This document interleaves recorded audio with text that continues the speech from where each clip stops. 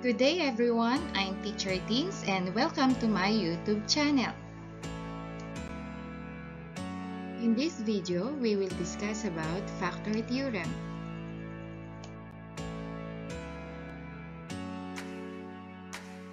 The factor theorem states that a polynomial p of x has x minus c as a factor if and only if p of c equals 0.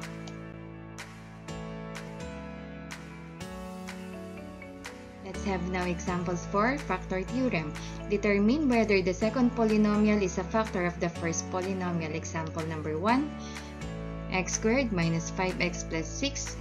Ito yung unang polynomial, first polynomial.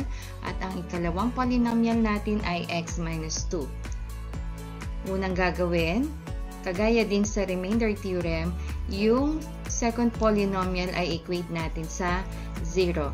Kaya magkakaroon tayo ng x minus 2 equals 0. Susunod ay itong negative 2 na to, kailangan siyang malipat sa right side ng equation. Ang gagawin natin ay magdadagdag tayo ng 2 sa left side at sa right side ng equation, applying the addition property of equality. Ito yung magiging equation natin. Susunod ay isi-simplify natin to. Negative 2 plus 2 is 0. Ang matitira na lang sa left side ng equation ay x. And then sa right side, 0 plus 2 equals 2. Kaya ang magiging value ni x ay 2. Pagkatapos makuha yung value ni x, ang gagawin natin yan, isa-solve natin yung dun sa p of x equals x squared minus 5x plus 6. So lahat ng x dito ay mapapalitan ng 2. Kasi yun yung na-solve natin na value ni x. So, yung p of x ay magiging p of 2 equals 2 squared. Yun ang value ni x squared, 2 squared, minus 5 times 2. Ito yung para sa minus 5x and then copy plus 6. Susunod ay, sisimplify natin to. 2 squared is equal to 4. And then, yung negative 5, i-multiply natin sa positive 2, ang magiging product ay negative 10. Pagkatapos, kokopyahin lang natin yung plus 6. And then, susunod, yung mga positive pagsama natin, and then yung negative pagsasama. So, dito, dalawa yung positive, positive 4 and positive 6. Pag in-add natin yung 4 and 6, magiging 10. And then, yung negative natin ay iisa lang, ikokopyahin lang natin siya. Susunod ay, sisimplify natin to or isusubtract natin. So, 10 minus 10 equals 0. Ang value ni p of 2 ay 0. Ibig sabihin, yung x minus 2 is a factor of x squared minus 5x plus 6.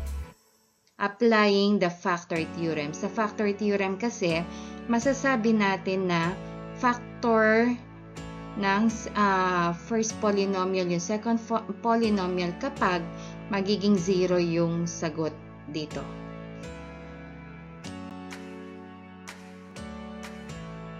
Example number 2. 2x squared minus x plus 1, yun yung unang polynomial natin at yung ikalawang polynomial natin ay x plus 1. Ang unang gagawin ay equate natin yung ikalawang polynomial sa 0. Magkakaroon tayo ng x plus 1 equals 0. Susunod, itong positive 1 na to ay ililipat sa right side ng equation. So, ang gagawin natin ay magdadagdag tayo ng negative 1 sa left side at sa right side ng equation. Kaya magkakaroon tayo ng ganitong equation. X plus 1 minus 1 equals 0 minus 1. Ang next na gagawin natin susunod ay isi-simplify natin to. 1 minus 1 equals 0. Ang matitira lang sa left side ng equation ay x. And then 0 minus 1 equals negative 1. Kaya ang magiging value ni x ay negative 1. X is equal to negative 1. Pagkatapos makuha yung value ni x, isa-solve na natin yun sa p of x. So, ito yung magiging value ng unang polynomial. P of x equals 2x squared minus x plus 1. lahat ng x dito ay papalitan ng negative 1 kasi yun yung nasolve natin na value ni x. Kaya magiging p of negative 1 equals 2, kokopyahin lang, and then yung x squared dito ay magiging negative 1 squared, and then minus, yung x natin ay negative 1 and then plus 1. Pagkatapos palitan lahat ng x dito ng negative 1, isi-simplify na natin yung nasa right side ng equation. So, magiging yung 2, kokopyahin lang, isi-simplify muna natin to, negative 1 squared is equal to 1. That is, negative 1 times negative 1 equals positive 1. Susunod, negative times negative 1 equals positive 1, and then kokopyahin lang natin si plus 1. Susunod ay isi-simplify na natin, lahat naman sila ay positive, so i-add lang natin sila. 2 times 1 is 2, plus 1 is 3, plus 1 is 4. Kaya ang magiging value ni p of negative 1 ay 4. Okay, so yung result or yung final answer natin ay hindi 0.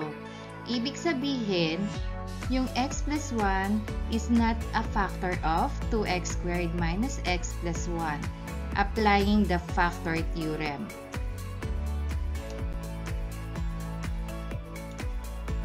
Example number 3, x cubed plus 4x squared plus 2x minus 3. Yun yung unang polynomial at ang ikalawang polynomial ay x plus 3.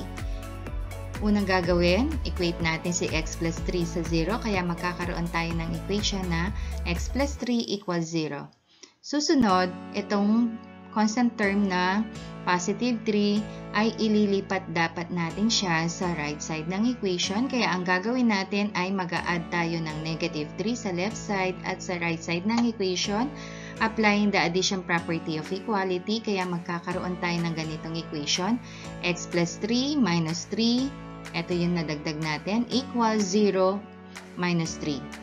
Susunod ay simplify natin yung equation, kaya 3 minus 3 equals 0. Ang matitira sa left side ay x na lang. And then sa right side, 0 minus 3 equals negative 3, kaya ang value ni x ay negative 3. X is equal to negative 3. Pagkatapos makuha yung value ni x, isosolve na natin ang p of x. So, p of x equals x cubed plus 4x squared plus 2x minus 3. Ito yung unang polynomial natin. Okay? And then, so yung x dito, lahat ng x dyan ay papalitan natin ng negative 3 kasi yun yung nasolve natin na value ni x. Kaya magkakaroon tayo ng p of negative 3. So, yung x magiging negative 3 equals negative 3 cube. Yun yung value ni x cube. And then plus 4, kokopyahin natin si 4. And then x squared is negative 3 squared. And then plus 2. And then yung x doon magiging negative 3 and then minus 3.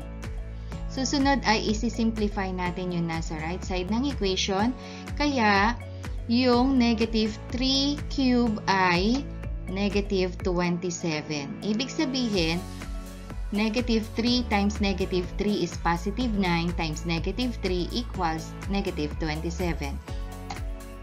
And then, plus 4, kokopyahin muna natin si 4. Isi-simplify natin ito, yung nakaparenthesis. So, negative 3 squared is positive 9. Plus 2 times negative 3, positive 2 times negative 3 equals negative 6, and then copy minus 3. Susunod niyan ay isi-simplify na natin. So, since nag-iisa lang naman yung positive dito, so, i-multiply natin yung 4 at 9. 4 times 9 equals 36. And then, yung negative natin ay 3. Negative 27, negative 6, at negative 3. So, negative 27 plus negative 6 plus negative 3 equals negative 36. Susunod ay sisimplify natin. 36 minus 36 equals 0. So, ang value ni p of negative 3 is equal to 0. Kaya, applying the factor theorem, ang final answer natin ay x plus 3 is a factor of x cubed plus 4x squared plus 2x minus 3. Example number 4, 2x squared plus 3x minus 10. Yun ang unang polynomial. At yung ikalawang polynomial ay x plus 5. So, equate natin yung ikalawang polynomial sa 0. Kaya magkakaroon tayo ng equation na x plus 5 equals 0. Susunod ay yung constant term na positive 5. Ililipat natin siya sa right side ng equation. Ibig sabihin, magdadagdag tayo ng negative 5 sa left side at right side ng equation. Kaya magkakaroon tayo ng equation na x plus 5 minus 5 equals 0 minus 5. Yung negative 5 sa left at saka sa right side, yun yung dinagdag natin applying the addition property of equality. Susunod, isi-simplify natin yung equation. Kaya yung 5 minus 5 equals 0. So, ang matitira na lang sa left side ng equation ay x. And then, yung nasa right side ng equation, 0 minus 5 equals negative 5. Kaya, ang magiging value ni x ay negative 5. X is equal to negative 5.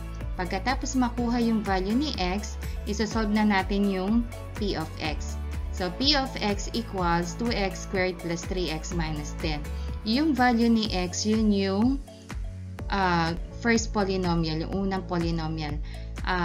Susunod ay yung lahat ng x sa p of x ay papalitan ng negative 5 kasi yun yung na-solve natin na value ni x. Kaya ang p of x ay magiging p of negative 5 equals 2. Kokopyahin lang muna si 2 and then yung x squared ay magiging negative 5 squared. And then plus 3, yung x, yung 3x ay magiging 3 times negative 5 and then minus 10. Susunod ay isi-simplify natin yung nasa right side ng equation kaya magkakaroon tayo ng 2 times 25. Saan nakuha yung 25? Yun yung value ni negative 5 squared. So, negative 5 times negative 5 equals 25. Susunod, yung 3 times negative 5 equals negative 15. And then, minus 10. Susunod, isi-simplify natin. Nag-iisa lang naman yung positive. Yun yung 2 times 25 equals 50. Susunod, yung negative, pagsama natin yung negative 15 at negative 10. Kaya yun ay magiging negative 25. Sisimplify na natin si 50 minus 25 equals 25. Kaya ang magiging value ni p of negative 5 equals 25. So, since hindi 0 yung value ni p of negative 5, applying the factor theorem, ang magiging sagot natin, x plus 5 is not a factor of 2x squared plus 3x minus 10. Para sa activity natin, true or false? Number 1, if p of negative 2 equals 0, then one of the factors of p of x equals x squared plus 4x plus 4 is x plus 2. Is it true or false?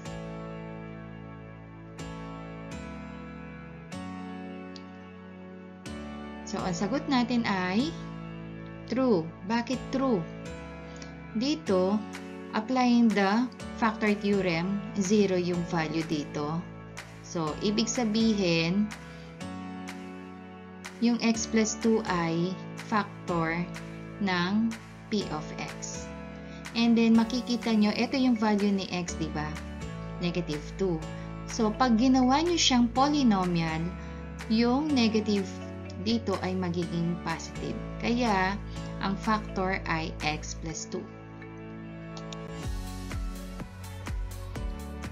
Number 2,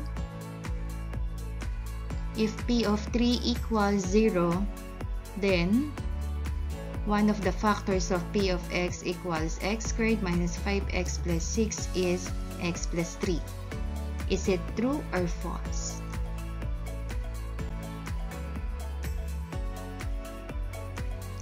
So, ang sagot natin ay false. Bakit false? 0 naman yung nandito. Bakit false ang sagot? Ito yung value ni x, diba? X is equal to 3. Para maging polynomial yan, kailangan magpapalit ng sign. So dito, hindi dapat x plus 3 ang nandito, kundi x minus 3. So x minus 3 is the factor of p of x at hindi x plus 3. Kaya ang sagot natin sa number 2 ay false. Thank you for watching! Please don't forget to like, share, and subscribe.